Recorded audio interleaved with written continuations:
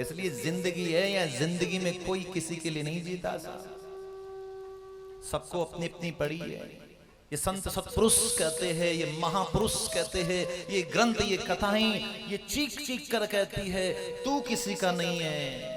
ये शरीर के साथ संबंध हो सकता है, लेकिन आत्मा का संबंध केवल गोविंद से है, इसके अलावा किसी से नहीं हो सकता। एक बड़ी सुंदर सी बात मुझे याद आती है। एक बहुत बड़े संत थे, उनका एक शिष्य था 20-22 वर्ष का, उनकी सेवा में लगा रहता था। उसका नियम था उस साधु के पास जाना, रोज का नियम था। एक बार बीच में कहीं वो 7-8 दिन आया नहीं, 7-8 दिन के बाद में वो फिर गया हुआ। उस संत ने कहा कि बेटा तुम इतने दिन कहां थे? बोले गुरुजी मैं कहीं नहीं था, वो क्या है ना कि मेरी सगाई हो गई है ना, बस मैं थोड़ा उसमें व्यस्त हो गया। तो गुरुजी ने कहा कि बेटा फिर तुम हमारे से गए, प्यार से बोलो राधे राधे।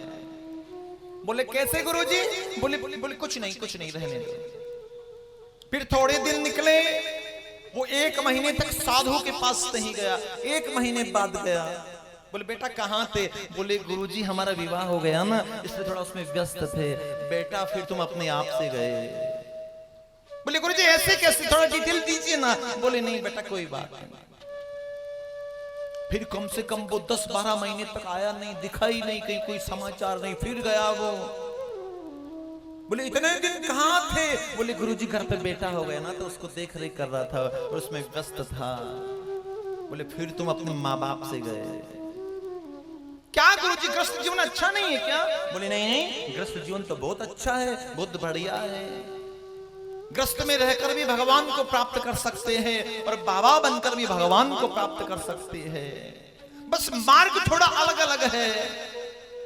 साधु शाही जीवन में भगवान को प्राप्त करने का मतलब है भगवान के पास बाईपास रोड से जाना, और ग्रस्त में रहकर भगवान को प्राप्त करने का मतलब है ट्रैफिक वाले रास्ते से जाना, जहां भीड़ भड़का है, कुछ रिश्ते निभाने हैं, कुछ दुनियादारी निभानी है।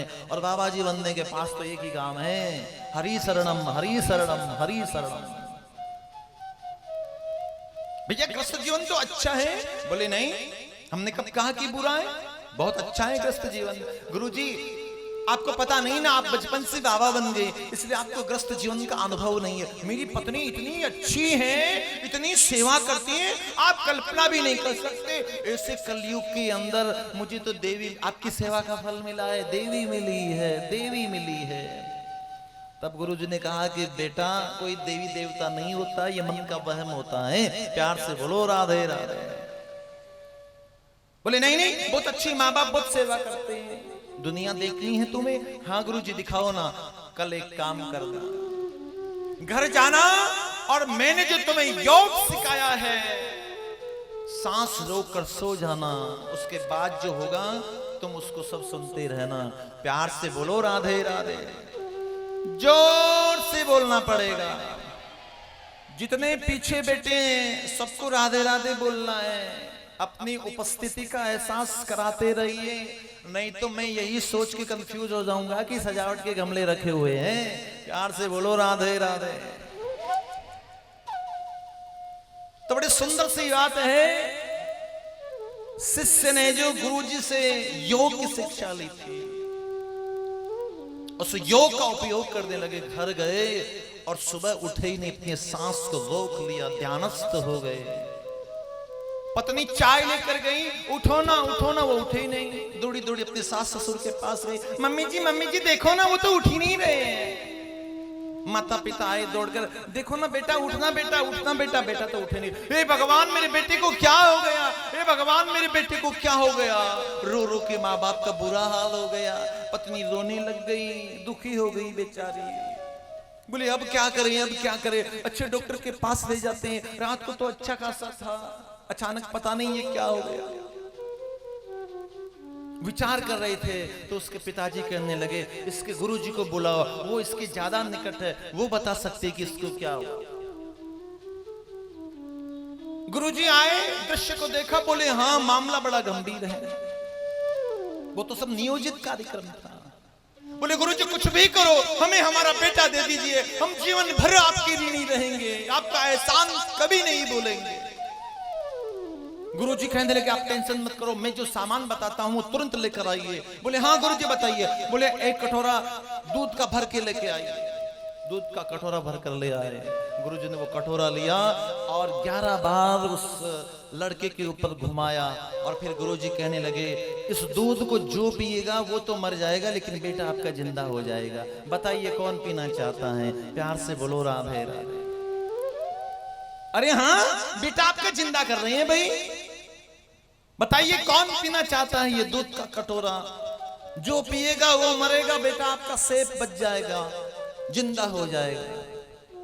बाबा जी कहने लगे, महाराज कहने लगे लड़के की माँ से, अरे माता जी आप पी लीजिए ना, आपका तो वैसे भी बड़ा हार्ट अटैक आता रहता, दिन तो बाईपास सर्जरी हो गई, जी के करोगी क्या, 80 की तो हो गई। नहीं नहीं गुरुजी ऐसे थोड़ी होता, आजकल मैं अच्छा फील कर रही हूँ। नहीं नहीं मेरे को तो अभी दुनिया देखनी है।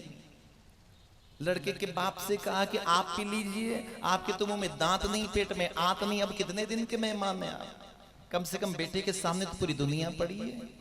बोले नहीं नहीं ऐसे थोड़ी ही होता है, हम मन को समझा लेंगे, बेटे के हमारे इतने दिन का रिश्ता था, लिखा हुआ था, अब होने को कौन टाल सकता है। गुरुजी ने कहा उसकी पत्नी से, बेटी तू पी ले, तू किसके भरोसे जिएगी, तू ही पी ले इसको। नहीं नहीं गुरुजी मैं कैसे पी सकती हूँ, अब क्या छुपाना गुरुजी, मेरी तो बिल्कुल भी इच्छा नहीं थी इनके साथ शादी करने की। माँ बाप ने जबरदस्ती इसके गले में बांध दिया। और पता है गुरुजी आज भी मेरे कॉलेज में मेरा फ्रेंड पढ़ता था ना, आज भी गुड मॉर्निंग का पहला मैसेज वो ही भेजता है, मैं उससे बात करके उसके साथ सेटल हो जाऊंगी, आप टेंशन मत लो। प्यार से बोलो राधे राधे। माता पिता कहने लगे गुरुजी अब आपके ना तो कोई आगे ना कोई पीछे, और बाबा जी तो होते ही है परोपकार के लिए, आप पी लो ना। बोले हाँ हाँ हम अवश्य पिएंगे, हम क्यों नहीं पिएंगे, जरूर पिएंगे। वो कटोरा लिया, आंख बंद करके गुरुजी पी गए, और जैसे ही गुरुजी ने दूध का पान किया बेटा उनका जीवित हो गया, और कहने लगा कि गुरुजी चलो अब जंगल के अंदर वहीं भजन करेंगे, वहीं साधना करेंगे, देख ली है मैंने ये सारी दुनिया, कोई किसी का नहीं होता है, सब दिखावे के रिश्ते नाते होते हैं, जीव का वास्तविक संबंध यदि किसी के साथ है तो वो है मेरा गोविंद है, राधा माधव है, बाकी दुनिया तो सारी स्वार्थ से भरी पड़ी है। प्यार से क्या बोलना पड़ेगा, जोर से